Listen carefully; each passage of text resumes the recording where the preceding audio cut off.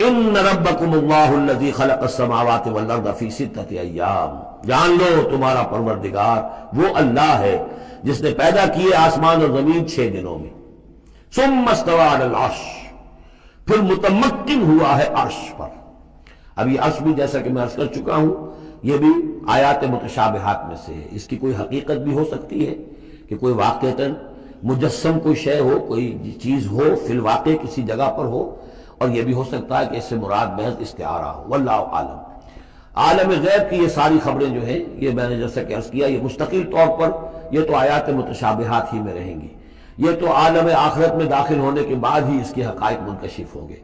البتہ جو scientific phenomena وغیرہ ہیں ان کے بارے میں تدریجاً بعض آیات متشابہات جو ہیں وہ اب محکمات کی شکل اختیار کر چکی ہیں، بعد اور کر لیں گی، واللہ عالم۔ بسم اللہ الرحمن الرحیم وبہ نستعین سبحانک لا علم لنا الا ما علمتنا انک انت العلیم الحکیم وصلی اللہ علی نبینا محمد وعلی آلہ وصحبہ اجمعین۔ محترم سامعین، ہمارے سامنے ڈاکٹر اسرار صاحب کے خطاب یا تفسیر قرآن کا ایک حصہ ہے سورہ اعراف کی بعض آیات، جس میں اللہ تبارک و تعالیٰ کے آسمان و زمین کو 6 دنوں میں پیدا کرنے کا ذکر ہے، اور پھر اس کے بعد عرش پر مستوی ہونے کا تذکرہ ہے۔ ثم استوى علی العرش، ڈاکٹر اسرار صاحب نے اس کا ترجمہ اور تشریح یوں کی ہے جو میں آپ کے سامنے پڑھ کر سنا رہا ہوں۔ وہ کہتے ہیں کہ پھر متمکن ہوا عرش پر، الرحمن ثم استوى علی العرش، یہ لفظ ہے قرآن کا سورہ اعراف کا، پھر وہ عرش پر مستوی ہوا یعنی متمکن ہوا۔ ہاں، استوا کے اہل سنت والجماعت کے یہاں 4 معنی عربی کے زبان کے اعتبار سے معروف ہیں، استقر، صعد، ارتفع اور علا یا قام۔ ہاں، علا اور ارتفاع ایک ہی ہے، تو اس اعتبار سے متمکن ہوا ہم استقرہ کے معنی میں یا قائم ہونا کے معنی میں مان لیتے ہیں کہ انہوں نے ترجمہ کیا کہ عرش پر متمکن ہوا، لیکن اس کے بعد ڈاکٹر صاحب یہ کہتے ہیں کہ اور یہ عرش بھی جیسا کہ میں عرض کر چکا ہوں یہ بھی آیات متشابہات میں سے ہے۔ چلیے، آیات متشابہات کو اگر اس بنیاد پر متشابہات کہا جائے کہ وہ غیب سے تعلق رکھتی ہیں تو بسا غنیمت ہے، درست بات ہے۔ ہم یہ کہہ سکتے ہیں جیسے ہم کہتے ہیں کہ اللہ تبارک و تعالیٰ کی صفات متشابہات ہیں، یا جتنی بھی غیب کی باتیں ہیں متشابہات ہیں، جن کے بارے میں اہل سنت والجماعت کا یہ متفقہ عقیدہ ہے کہ ان غیب کی چیزوں سے متعلق جتنا قرآن و حدیث نے بتایا ہے اور جو بتایا ہے اتنا ہی مانا جائے، نہ اس سے کم نہ اس سے زیادہ۔ قرآن و حدیث میں کی گئی صراحت سے اگر ہم انحراف کرتے ہیں، اس میں بیان کی ہوئی کسی چیز کا انکار کرتے ہیں تو یہ بھی کفر ہے، اور اگر اس میں کچھ اضافہ کرنے کی کوشش کرتے ہیں اپنی عقل و خیال سے، نظریات اور فلسفے سے، تو یہ بھی ٹھوکروں کا اور کفر کا سبب بن سکتی ہے۔ چنانچہ انہوں نے جو اتنا کہا، اگر اتنا کہتے تو ٹھیک تھا، لیکن آگے جو انہوں نے بات کہی وہ قابل گرفت ہی نہیں بلکہ لوگوں کو اس سے آگاہ کرنا مجھے بہت ضروری محسوس ہوا، اور وہ یہ کہتے ہیں کہ اس کی کوئی حقیقت بھی ہو سکتی ہے کہ واقعتاً کوئی مجسم شے ہو، کوئی مجسم شے ہو، چیز ہو، ان کے الفاظ ہیں کوئی مجسم شے ہو، چیز ہو، فی الواقع کسی جگہ پر ہو، اور یہ بھی ہو سکتا ہے کہ اس سے مراد محض استعارہ ہو، اس سے مراد محض استعارہ ہو۔ بتائیے کہ کوئی مجسم چیز ہو، یہ بھی ہو سکتا ہے، یا پھر اس سے مراد استعارہ، اس جملے کا مطلب یہ ہوا کہ اس کی کوئی مجسم چیز یا کوئی شے نہ ہو، یہی مطلب نکلا۔ ان کا یہ جملہ اہل سنت والجماعت کے متفقہ عقیدے اور قرآن و حدیث کی بالکل صاف دلالتوں اور صراحتوں کے خلاف ہے، عقیدہ اہل سنت کے بالکل خلاف ہے۔ وہ یوں کہ آپ عرش کے تعلق سے جو انہوں نے کہا، اب اگر میں صرف اتنا ہی کہوں کہ وہ خود جو ترجمہ کر رہے ہیں آیت کا، پھر وہ متمکن ہوا عرش پر، اگر عرش کوئی چیز نہیں ہے تو اللہ تبارک و تعالیٰ کی ذات کس چیز پر متمکن ہو رہی ہے؟ کوئی چیز نہیں ہے اور اس پر متمکن ہو رہی ہے اللہ کی ذات، یہ آپ کس طرح تشریح کریں گے؟ عرش پر متمکن ہوا اس کا مطلب عرش ایک چیز ہے۔ ہاں، اور تمام اہل سنت والجماعت کا یہ عقیدہ ہے کہ عرش جو ہے قرآن و حدیث کی دلالت اللہ تبارک و تعالیٰ کی سب سے بڑی مخلوق ہے۔ نبی کریم صلی اللہ علیہ وسلم نے اس کی مثال بھی دی، حدیثوں میں موجود ہے، 7 آسمان اگر کرسی کے سامنے رکھے جائیں تو ایسے ہی ہے جیسے ایک ڈھال میں 7 انگوٹھی، اور کرسی کو عرش میں رکھا جائے تو ایسے ہوگا جیسے ایک میدان میں انگوٹھی. اس قسم کی روایتیں موجود ہیں. ہاں، اللہ تبارک و تعالیٰ کی سب سے بڑی مخلوق ہے. اور میں یہاں شیخ امام طحاوی کی عبارت پڑھ رہا ہوں. علامہ طحاوی بڑے مشہور سلف کا ان کا العقیدۃ الطحاویہ عام طور سے متداول ہے. اس میں 2-3 جگہ کے مقام کے علاوہ 3 جگہوں پر اہل سنت والجماعت کے لوگوں نے اعتراض کیا ہے کہ یہ ان کی تعبیرات قابل توجہ ہیں اور اس میں اختلاف کیا جا سکتا ہے، اور اختلاف ہے. لیکن باقی تمام باتوں پر تمام اہل سنت والجماعت کا اتفاق ہے. اس میں سے ایک جملہ میں آپ کے سامنے پڑھ رہا ہوں، والعرش والکرسی حق. کیا کہا؟ والعرش والکرسی حق. عرش اور کرسی حق ہے. عرش بھی حق ہے اور کرسی بھی حق ہے. یہ تمام اہل سنت والجماعت کا اجماعی عقیدہ ہے. یہ صرف امام طحاوی نے نہیں کہا، ابو نعیم اصفہانی نے اپنی کتاب میں، علامہ ابن تیمیہ نے، علامہ ابن قیم نے، عقیدے کی جتنی کتابیں ہیں جن میں آپ عرش کا ذکر پائیں گے اس میں اس کے ایک مخلوق ہونے کا تذکرہ پائیں گے. عرش اور کرسی کے بارے میں امام بربہاری نے جو ذکر کیا اس کی شرح کرتے ہوئے علامہ ابن حسین شیخ فوزان کہتے ہیں کہ یہ دونوں اللہ کی مخلوق ہیں. یہ دونوں اللہ کی مخلوق ہیں. ظاہر سی بات ہے کہ جب مخلوق ہے تو وہ کوئی چیز ہوئی، ایک مخلوق ہے، ایک چیز ہوئی، یہ سب سے بڑی ہوئی.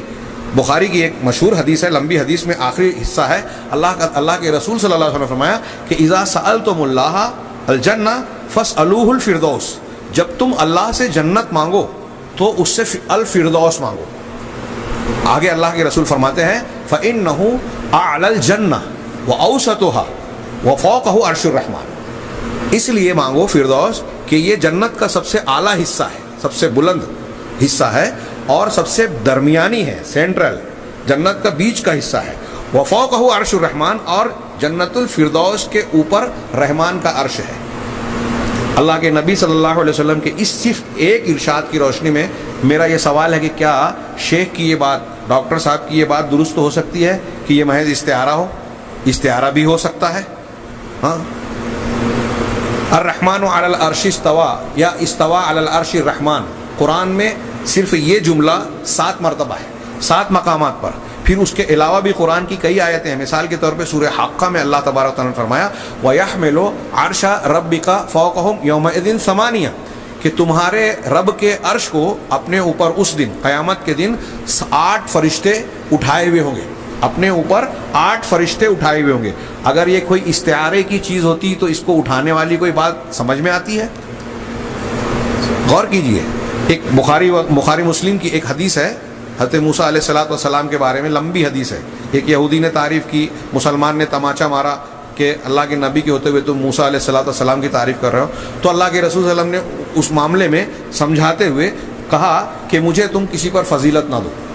اور حضرت موسیٰ علیہ السلام کی ایک فضیلت کی بات بیان کرتے ہوئے یہ بیان کیا کہ جب قیامت کے دن سارے لوگ بے ہوش ہو جائیں گے، قیامت کے دن سارے لوگ بے ہوش ہو جائیں گے تو سب سے پہلے میں ہوش میں آؤں گا. جناب محمد رسول اللہ صلی اللہ علیہ وسلم کہہ رہے ہیں کہ میں ہوش میں آؤں گا.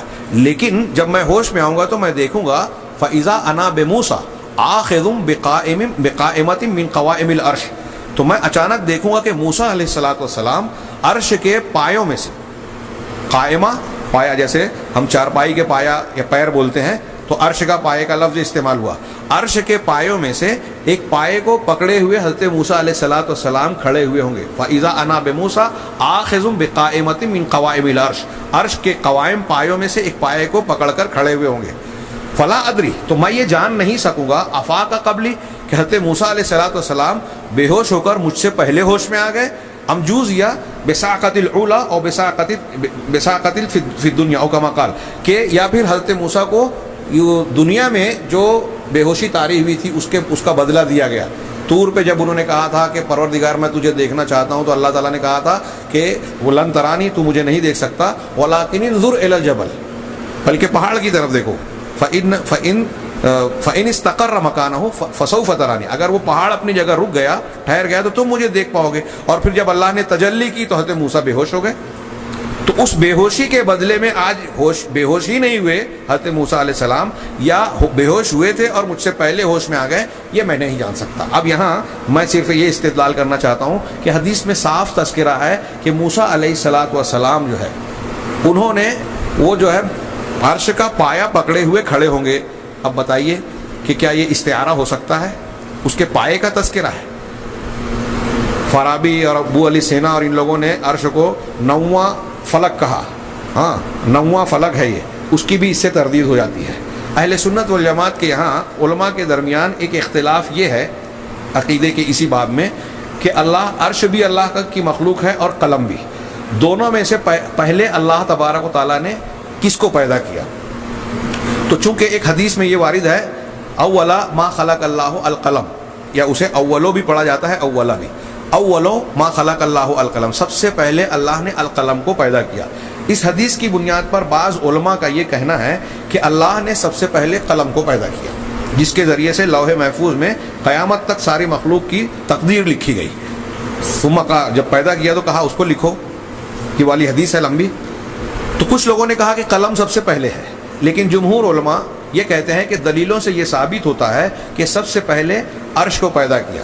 اس کی دلیل یہ صحیح ثابت شدہ حدیث ہے جو غالباً صحیح مسلم اور ابو داؤد وغیرہ میں ہے کہ قدر اللہ مقادیر الخلق قبل ان یخلق السماوات والارض ب50,000 سنہ، کہ اللہ تبارک و تعالیٰ نے تمام مخلوق کی تقدیر کو لکھ دیا، مقدر کر دیا آسمانوں اور زمین کے پیدا کرنے سے 50,000 سال پہلے۔ آسمان اور زمین کو پیدا کرنے سے 50,000 سال پہلے ساری لوگوں کی تقدیریں مقدر کر دی، لکھ دی۔ اور اس کے حدیث کے آخری ٹکڑے میں ہے وَعَرْشُهُ عَلَى الْمَاءِ وَكَانَ عَرْشُهُ عَلَى الْمَاءِ، اور یہ جملہ وَكَانَ عَرْشُهُ عَلَى الْمَاء قرآن میں بھی ہے کہ اس کا عرش پانی پر تھا۔ وہ پانی کی بھی کیفیت ہمارے لیے اس پانی کی کیفیت غیب کی ہے، بعض علماء کا یہ بھی قول ہے کہ سب سے پہلی مخلوق وہ پانی ہے۔ تو بہرحال اس حدیث سے یہ ثابت ہوا کہ اللہ تعالیٰ نے جب قلم کو پیدا کیا اور تقدیر لکھنے کا حکم دیا اسے، اس وقت عرش پانی پر تھا، مطلب عرش اس سے پہلے سے موجود تھا۔ اس سے یہ ثابت ہوا کہ عرش سب سے پہلی مخلوق ہے۔ پھر قلم کو پہلی مخلوق کیوں کہا گیا؟ اس لیے کہ عرش کے بعد ساری کائنات اور موجودات میں سب سے پہلی مخلوق قلم ہے، عرش کے بعد۔ تو اس سے دلیل سے بھی یہ ثابت ہوا کہ عرش پہلی مخلوق ہے۔ ان دلیلوں سے اور قرآن اور حدیث کی ایسی بہت ساری دلیلوں سے یہ ثابت ہوتا ہے کہ عرش ایک موجود مخلوق ہے، اللہ تبارک و تعالیٰ اس پر مستوی ہے۔ آگے یہ جو ڈاکٹر صاحب نے کہا استعارہ، یہ قطعی طور سے صحیح نہیں ہے۔ اور آگے یہ جو کہہ رہے ہیں کہ عالم غیب کی یہ ساری خبریں جو ہیں، جیسا کہ میں نے عرض کیا کہ مستقل طور پر یہ تو آیات متشابہات ہی میں رہیں گی۔ ڈاکٹر صاحب کہہ رہے ہیں کہ یہ آیات متشابہات میں سے ہیں، اور عالم غیب کی یہ خبریں ہمیشہ آیات متشابہات ہی کی شکل میں رہیں گی۔ لیکن اس کے بعد آگے اور بھی ایک گل کھلا رہے ہیں، وہ تو عالم آخرت میں داخل ہونے کے بعد ہی اس کے حقائق منکشف ہوں گے، ٹھیک ہے۔ ہاں البتہ جو سائنٹیفک، کیا ایک انگریزی لفظ ہے سائنٹیفک، انگریزی لفظ استعمال کیا ہے، فنوما ہیں، ان کے بارے میں تدریجاً بعض آیات متشابہات ہیں وہ اب آیات محکمات کی شکل اختیار کرنے لگی ہیں۔ شاید یہ کہنا چاہتے ہیں کہ سائنسی چیزیں اور علوم کچھ چیزوں میں پہلے سمجھ میں نہیں آتے تھے، اب تحقیقات کے ذریعے سے سمجھ میں آنے لگے کہ بھائی پہلے یہ معلوم نہیں تھا کہ مکھی کے ایک پر میں شفا ہے، ایک میں بیماری ہے، تو پہلے لوگوں نے ویسے ہی مان لیا، لیکن اب سائنسی تحقیق سے یہ پتہ چل گیا۔ تو جن چیزوں کو سمجھا جا سکتا تھا یا تحقیق ہو سکتی تھی، ان کو آپ آیات متشابہات کیسے کہہ سکتے ہیں؟ یہاں گویا متشابہات کا معنی ایک طرف وہ خود کہہ رہے ہیں کہ جو متشابہات ہے وہ ہمیشہ متشابہات رہے گی، اور پھر سائنسی رجحان اور تحقیق کی روشنی میں یہ بھی بیان کر رہے ہیں کہ کچھ چیزیں متشابہات سے محکمات بن گئی۔ ہم یہ نہیں کہہ سکتے اس کو متشابہات سے محکمات، ان کی علتیں، ان کے فلسفے، ان کی حکمتیں بعد میں سمجھ میں آ گئیں، ورنہ یہ ماننا پڑے گا کہ جو آیتیں جناب محمد رسول اللہ صلی اللہ علیہ وسلم، صحابہ کرام، تابعین، ائمہ تفسیر کے نزدیک متشابہات تھی، وہ آج کے ہم جیسے کم علم لوگوں کے نزدیک جو ہے وہ محکمات بن گئیں۔ ان کے مدلولات، جو متشابہات اور محکمات کہتے کسے ہیں؟ محکم وہ جس کا مراد اور مقصود متعین ہو اور واضح ہو۔ تو کیا یہ سائنسی تحقیق سے جو چیزیں آج ہم کو معلوم پڑ رہی ہیں، اس کے بارے میں ہم یہ کہہ سکتے ہیں کہ اس کی مراد اور مقصود جو ہے پہلے واضح نہیں تھا، اب واضح ہو گیا؟ ان کی یہ تعبیر بھی سراسر غلط ہے، اور میں سمجھتا ہوں ایک عالم اور ایک صاحب دین یا تفسیر اور دین قرآن و حدیث کی تفسیر کے اصولوں سے واقف شخص اور خاص طور سے اہل سنت والجماعت کے عقیدے سے واقف شخص اس طرح کی غلطی کا ارتکاب نہیں کر سکتا. لہٰذا میں یہ سمجھتا ہوں ڈاکٹر صاحب نے قرآن کی تفسیر کے لیے جو بھی خدمات انجام دی، اللہ تبارک تعالیٰ ان کی نیت خیر رہی ہوگی، ان کو جزائے خیر دے، ان کی لغزشوں کو معاف کرے، لیکن سننے والوں کو متنبہ ہونا چاہیے. ایسے علماء سے اور اہل علم سے اگر استفادہ کرنا ہے، ہمارے علماء سلف نے بیان کیا کہ آپ اگر کسی سے دین سیکھنا چاہتے ہیں تو کم سے کم یہ چیزیں ضرور دیکھنی چاہیے کہ اس کا عقیدہ درست ہو. مجھے ایک سعودی عرب کے لجنہ کا ایک فتویٰ یاد آ رہا ہے. ہو سکتا ہے کہ میرے اس نقل کرنے سے کچھ لوگوں کو برا لگے، ہاں، لیکن جو حق ہے اور دین کے سلسلے میں کسی کی ناراضگی سے آدمی کو سچائی بیان کرنے سے نہیں رکنا چاہیے. اس میں سوال کیا گیا تھا ایک نو مسلم شخص نے جو امریکہ کا تھا. اس نے سوال کیا کہ میں مسلمان ہوا اور تبلیغی جماعت کے ساتھ گیا، روس کے کچھ علاقوں میں کچھ مسجدوں میں ہم نے قیام کیا اور وہاں ایسی مسجدوں میں جہاں قبریں تھیں ہم نے نمازیں پڑھی. اب وہاں سے جب لوٹ گیا کچھ دن گزر گئے تو مجھے ایک شخص ملا، میں نے جب اس سے یہ باتیں بیان کی تو اس نے کہا کہ جو نمازیں آپ نے ان مسجدوں میں پڑھی ہیں جس میں قبریں ہیں، اس میں وہ نمازیں آپ کو دہرانا چاہیے، اس لیے کہ آپ کی نماز نہیں ہوئی. تو اس سے بڑی اسے حیرت ہوئی اور اس نے کہا کہ اگر یہ بات ہے تو بھائی جن لوگوں کے ساتھ میں گیا تھا دین سیکھنے کے نام پر، تبلیغی جماعت کے لوگوں کے ساتھ، تو وہ بھی تو میرے ساتھ تھے اور نماز پڑھی، کیا وہ یہ بات جانتے نہیں تھے؟ چنانچہ اس نے ایک استفتاء بنایا اور سعودی عرب کے علماء کی کمیٹی کو بھیجا اور کہا کہ کیا اس جماعت میں جانا چاہیے کہ نہیں. اور یہ جو وہ انہوں نے مجھ سے جو اس آدمی نے فتویٰ دیا کہ یہ نمازیں میری نہیں ہوئی، کیا اس کی یہ بات صحیح ہے، مجھے نماز دہرانی چاہیے؟ تو لجنہ نے اس سوال کا جواب دیتے ہوئے کہا کہ جن مسجدوں میں قبریں ہیں اور آپ نے اس میں نماز پڑھی، مسجدوں پر قبروں پر مسجد بنانا یہ لعنتی کام ہے. اللہ کے نبی صلی اللہ علیہ وسلم نے ارشاد فرمایا ہے لعنت اللہ علی الیہود والنصارى اتخذوا قبور انبیائہم مساجد، کہ اللہ کی لعنت ہے یہود و نصارہ پر، انہوں نے اپنے انبیاء کی قبروں کو مسجد بنا لیا، سجدہ گاہ بنا لیا. انبیاء کی قبروں کو، انبیاء کو پوجنے کے لیے نہیں، ان قبروں کو مسجد بنایا، اس پر لعنت. تو جو کام لعنتی ہے وہ صحیح نہیں ہو سکتا، اور جس کام پر لعنت بھیجی گئی ہے، جس عمارت کے بنانے پر، اس میں نماز صحیح نہیں ہو سکتی. تو اس کمیٹی نے کہا کہ اس معنی کی بہت سی حدیثیں ہیں اور ان حدیثوں کی روشنی میں وہ نمازیں نہیں ہوں گی جو قبر والی مسجد میں پڑھی گئی ہیں، لہذا آپ کو اسے دہرا لینا چاہیے. رہا تبلیغی جماعت میں نکلنے کا معاملہ، تو میں یہی بتانے کے لیے میں نے یہ تفصیل بیان کی. ان کا جملہ نقل کرنا چاہتا ہوں اہل علم کا. انہوں نے کہا کہ چونکہ تبلیغی جماعت کے لوگوں کے یہاں صحیح عقیدے کا علم نہیں ہے یا کمزور ہے اور ان کے یہاں علم کے سلسلے میں خامیاں پائی جاتی ہیں، لہٰذا دین سیکھنے یا اس معاملے کو دین کے تعلق سے لوگوں کو ان کے ساتھ، عام لوگوں کو ان کے ساتھ جانے سے گریز کرنا چاہیے. ہاں، اگر کوئی شخص صاحب علم ہے، عالم ہے اور سلف کے عقیدے اور منہج سے واقف ہے اور تبلیغی جماعت میں جانے کے بعد ان کی غلطیوں کی اصلاح کر سکتا ہے، ان کی غلط باتوں سے متاثر ہونے سے بچ سکتا ہے، ایسا آدمی ان کے ساتھ جائے اور ان کی اصلاح کرے. تو میں یہاں بھی یہ بات دہرانا چاہتا ہوں کہ جو لوگ بلا احتیاط علماء کی تقاریر، خطبات اور کلپس کو سننے کے آج عادی ہو گئے ہیں، وہ ایسی کئی چیزیں، یہ ڈاکٹر اسرار صاحب کی تقریروں میں، تفاسیر میں کچھ چیزیں اس طرح کی ملتی ہیں جو میرے سامنے ابھی میں 2-3 چیزیں دیکھ رہا ہوں کہ جس سے صاف معلوم ہوتا ہے کہ وہ عقیدہ سلف سے یا سلف کے متفقہ عقیدے سے واقف نہیں تھے، اس لیے ان سے یہ خطرناک قسم کی لغزش اور غلطی ہوتی ہے. اب ظاہر سی بات ہے کہ جو ان کو سننے کا عادی ہوگا وہ ان کی تفاسیر اور ترجموں کو سنتے ہوئے ان چیزوں پر غور نہیں کرے گا تو وہ ان غلط باتوں کو بھی مان لے گا. ایسے ہی بہت سارے اور بھی دوسرے لوگ ہیں جو قرآن و حدیث کا حوالہ دینے کے نام سے سامنے آتے ہیں، جیسے مرزا محمد علی انجینئر پاکستان کا، جو آج سنا ہے کہ جیل قید و بند میں چلا گیا. اس نے جو ہے صحابہ کرام کے مشاجرات کو اور پھر اس کو ایسا رنگ دیا کہ جس میں صحابہ کرام کے ایک طبقے کی کھلی ہوئی تنقیص ہوتی ہے جو کھلے طور پر اہل سنت والجماعت کے عقیدے کے خلاف ہے. پھر وہ منکرین حدیث، روافظ اور ابھی کا بتایا جاتا ہے کہ قادیانیوں کی بھی دبے لفظوں میں یا کھلے لفظوں میں تائید کرتا ہے. اور ہمارے کچھ نوجوان یہ سمجھتے ہیں کہ چونکہ ان کے بہت سارے لائک کرنے والے ہیں، ان کے جو ہے فالوورز ہیں، ان کی تعداد کو دیکھ کر متاثر ہو جاتے ہیں. تعداد سے ہرگز متاثر نہ ہو اور کسی کے ظاہری چیزوں سے متاثر نہ ہو، بلکہ اصل چیز جس کو اختیار کرنا چاہیے وہ علم اور دلیل ہے. ہمیشہ دلیل سے متاثر ہونا چاہیے. اللہ تبارک و تعالیٰ اور رسول اللہ صلی اللہ علیہ وسلم نے جو بیان کیا اور اس کو صحابہ اور تابعین نے ابتدائی دور کے مسلمانوں نے جس طرح مانا، اسی طرح کا دین ماننے میں ہمارے لیے کامیابی ہے. لہٰذا اپنے اس دین کی حفاظت کے سلسلے میں، اس کو کسی غلطی اور ٹھوکر سے محفوظ رکھنے کے سلسلے میں ہمیں ہر وقت چوکنا اور محتاط رہنا چاہیے. اللہ تبارک و تعالیٰ سے دعا ہے کہ وہ ہمیں دین کے سلسلے میں محفوظ رکھے، فتنوں سے محفوظ رکھے، گمراہیوں سے محفوظ رکھے. وآخر دعوانا ان الحمد للہ رب العالمین.